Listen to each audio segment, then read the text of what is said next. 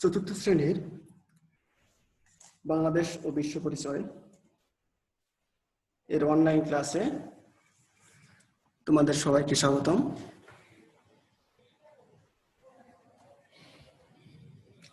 আশা করছি তোমরা সকলেই ভালো আছো এবং নিয়মিতভাবে পড়াশোনা করছো।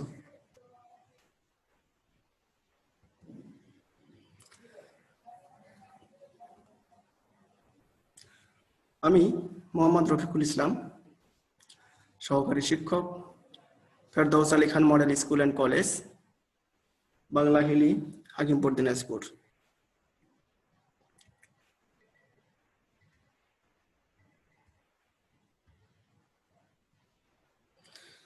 আজকে আমি বাংলাদেশ ও বিশ্ব পরিচয় এই পাঠ্যপুস্তক থেকে অধ্যায় ৮ এখান থেকে পাঠ ১ সামাজিক এবং রাষ্ট্রীয় সম্পদ এই পাঠ্যাংশের সামাজিক সম্পদ নিয়ে পাঠ উপস্থাপন করব।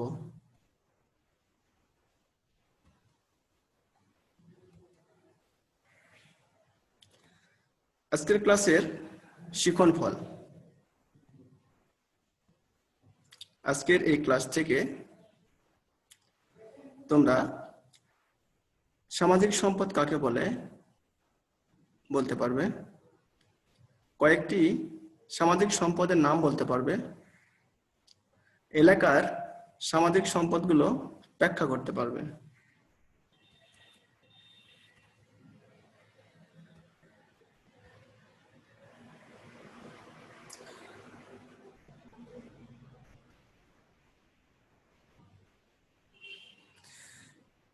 তোমরা নিশ্চয়ই কিছু ছবি দেখতে পাচ্ছ। এখানে দেখতে পাচ্ছ একটি বিদ্যালয়, দেখতে পাচ্ছ মসজিদ, দেখতে পাচ্ছ মন্দির, দেখতে পাচ্ছ হাসপাতাল, খেলার মাঠ এবং পাঠাগার। এগুলো প্রত্যেকটি হচ্ছে আমাদের সামাজিক সম্পদ।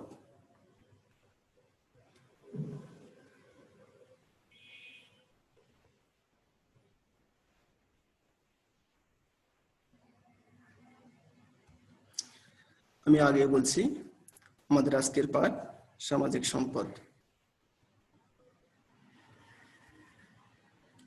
এখানে কি দেখতে পাচ্ছ? বিদ্যালয়।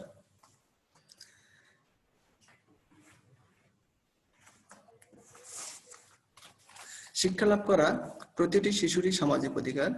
শিক্ষার প্রয়োজনে মানুষ গ্রামে ও শহরে বিদ্যালয় গড়ে তুলেছেন।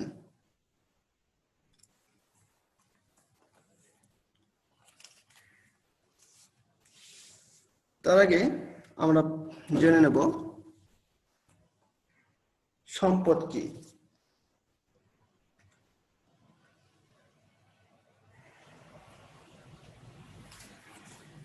জীবনযাপনের জন্য যা কিছু আমাদের প্রয়োজন মেটায় সেসবই হচ্ছে সম্পদ। মানুষের জীবনযাপনের মান উন্নয়নের জন্য বিভিন্ন ধরনের স্থানীয় সুযোগ সুবিধাকে সামাজিক সম্পদ বলা হয়।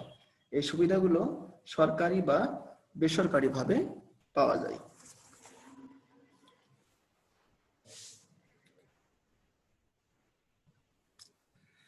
এখানে কি দেখতে পাচ্ছ? মসজিদ দেখতে পাচ্ছ। ইসলাম ধর্মের মানুষ মসজিদে নামাজ পড়েন।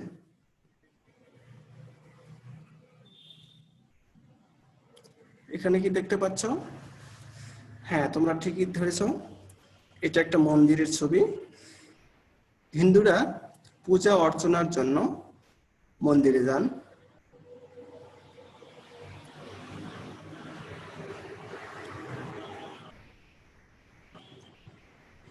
এখানে দেখতে পাচ্ছ একটি গির্জার ছবি। গির্জাতে কারা যায়? খ্রিস্টান ধর্মের মানুষ প্রার্থনার জন্য গির্জায় যান। এখানে দেখতে পাচ্ছ একটি প্যাগোডা। বৌদ্ধ ধর্মের মানুষ প্রার্থনার জন্য প্যাগোডায় যান। এবারে দেখতে পাচ্ছ একটি খেলার মাঠ। খেলার মাঠে শিশুরা খেলাধুলা করে।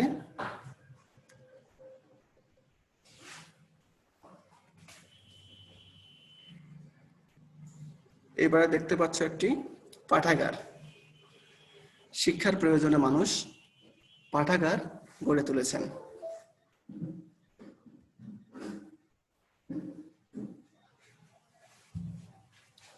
তোমরা এখানে কি দেখতে পাচ্ছ? এখানে একটি হাসপাতালের ছবি তোমরা দেখতে পাচ্ছ। সামাজিক সম্পদের মধ্যে অন্যতম হচ্ছে হাসপাতাল, যা সমাজের মানুষকে স্বাস্থ্যসেবা দিয়ে থাকে।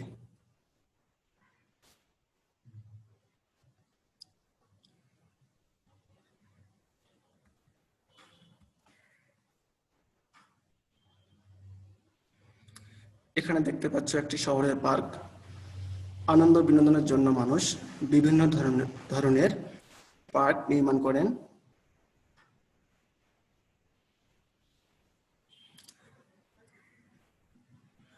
আবার মানুষ এক স্থান থেকে অন্য স্থানে যাওয়ার জন্য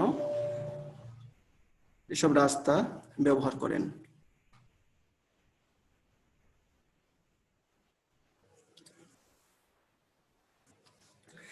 এখানে তোমরা কতগুলো ছবি দেখতে পাচ্ছ। প্রত্যেকটি ছবিতে ভিন্ন ভিন্ন জিনিসের ছবি রয়েছে। কোথাও মসজিদ, মন্দির, বিদ্যালয়, খেলার মাঠ, পার্ক, নানা ধরনের জিনিস আমাদের প্রত্যেকদিন ব্যবহার করতে হচ্ছে। আমাদের দৈনন্দিন জীবন যাপনের জন্য আমাদের প্রয়োজন মেটায় এমন জিনিস সকালে ঘুম থেকে ওঠার পর থেকে রাতে ঘুমাতে যাওয়া পর্যন্ত অনেক কিছু রয়েছে। যেমন আমরা ঘুম থেকে উঠে বিদ্যালয়ে যাই, কিংবা আমরা যখন অসুস্থ হই তখন কোথায় যাই বলতো? হ্যাঁ, হাসপাতালে যাই। আবার যখন কোথাও ঘুরতে যাই কিংবা গ্রামে যাই তখন বিভিন্ন সেতু ও সড়কের উপর দিয়ে যাই। আমরা বিদ্যালয়ে যাওয়ার সময় আমাদেরকে বিভিন্ন রাস্তাঘাট দিয়ে যেতে হয়। আমাদের পানির চাহিদা মেটায় আমাদের দেশের নদী। আমাদের প্রত্যেকেরই বিনোদনের জন্য আমরা পার্কে যাই, খেলার মাঠে যাই। এছাড়াও আমাদের দেশের প্রাকৃতিক সৌন্দর্যের জন্য রয়েছে বন, প্রাকৃতিক সৌন্দর্যের জন্য বিভিন্ন স্থান রয়েছে এবং পশু পাখি রয়েছে। এছাড়াও আমাদের আরো কিছু চাহিদা রয়েছে, যেমন আমাদের জন্য বিদ্যুৎ প্রয়োজন, গ্যাসের প্রয়োজন, পানির প্রয়োজন। এছাড়াও আমাদের যাতায়াতের জন্য যানবাহন প্রয়োজন। এর বাইরেও আরো বিভিন্ন ধরনের বিষয় রয়েছে, বিভিন্ন ধরনের জিনিস রয়েছে যেগুলো আমাদের প্রত্যহ চাহিদা মেটায়, আমাদের কাজে লাগে। এরকম জিনিসগুলোকে আমরা বলে থাকি সম্পদ। এবং এ অধ্যায়ে আমরা সম্পদের বিভিন্ন প্রকারভেদ এবং সম্পদ বলতে আসলে কি বোঝানো হচ্ছে সেই বিষয়গুলো সম্পর্কে জানব।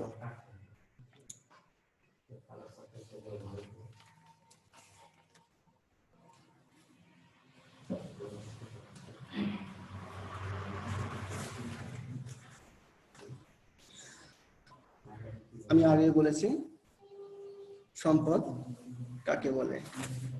আমি আবারও বলছি,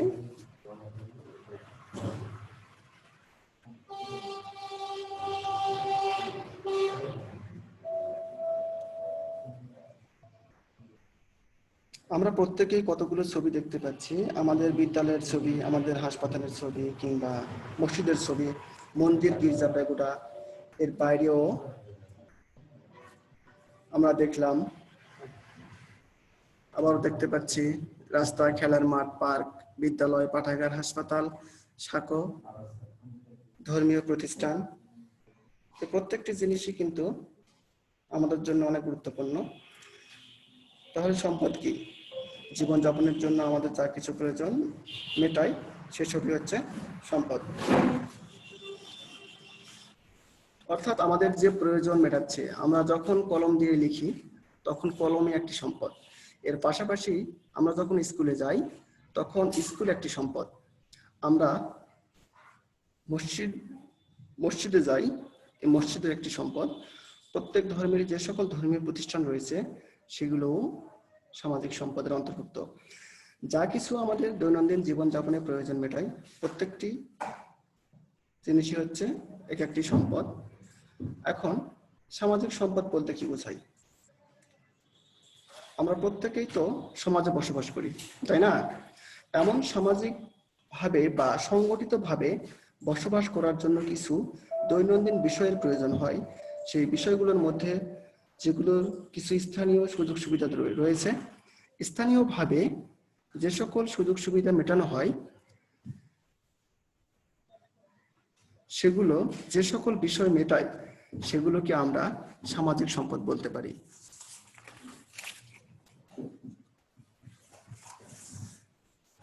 এখন আমরা দেখব বিদ্যালয়।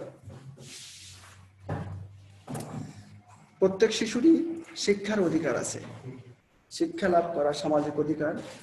পড়ালেখা শিখে যাতে জীবনযাপনের মান উন্নয়ন করতে পারে, এজন্য প্রতিটি এলাকায় বিদ্যালয় আছে। গ্রামে ও শহরে বিদ্যালয় গড়ে তোলা হয়েছে যেন সব শিশু পড়ালেখা শেখার সুযোগ পায়। হাসপাতাল হলো আরেকটি সামাজিক সম্পদ, যেখানে স্বাস্থ্য সেবা প্রদান করা হয়। এখানে ডাক্তার ও নার্স রোগীদের সুস্থ হয়ে উঠতে চিকিৎসা দেন ও সেবা যত্ন করেন। ধর্মীয় প্রতিষ্ঠান। সমাজে বিভিন্ন ধর্মের মানুষের জন্য রয়েছে ধর্মীয় প্রতিষ্ঠান। মুসলমানদের মসজিদ, হিন্দুদের মন্দির, বৌদ্ধদের প্যাগোডা এবং খ্রিস্টানদের জন্য আছে গির্জা। পার্ক ও খেলার মাঠ। গ্রাম ও শহরের অনেক এলাকায় খেলার মাঠ আছে, যেখানে শিশুরা খেলাধুলা করে। অনেক এলাকায় পার্ক আছে, যেখানে পরিবারের সকলে ঘুরে আনন্দ লাভ করেন। এসব সামাজিক সম্পদ আমাদের এলাকার সামাজিক পরিবেশের মানকে উন্নত করে। সামাজিক সম্পদের রক্ষণাবেক্ষণ করা আমাদের সকলেরই দায়িত্ব।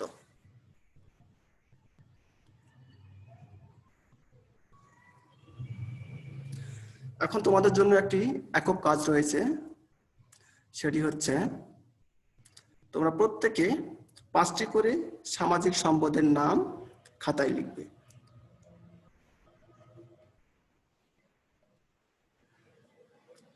তোমাদের জন্য আর কিছু কাজ আছে। সামাজিক সম্পদ কাকে বলে, এর উত্তরটি তোমরা সুন্দর করে খাতায় লিখবে। এলাকার সামাজিক সম্পদগুলোর নাম খাতায় লিখবে।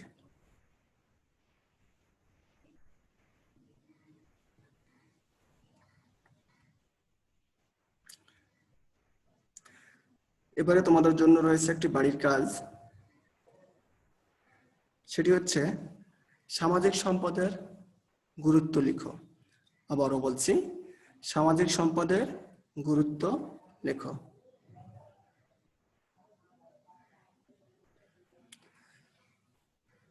তো চতুর্থ শ্রেণীর বাংলাদেশ ও বিশ্ব পরিচয়ের অনলাইন ক্লাসের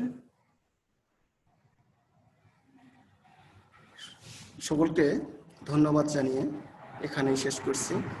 আল্লাহ হাফেজ।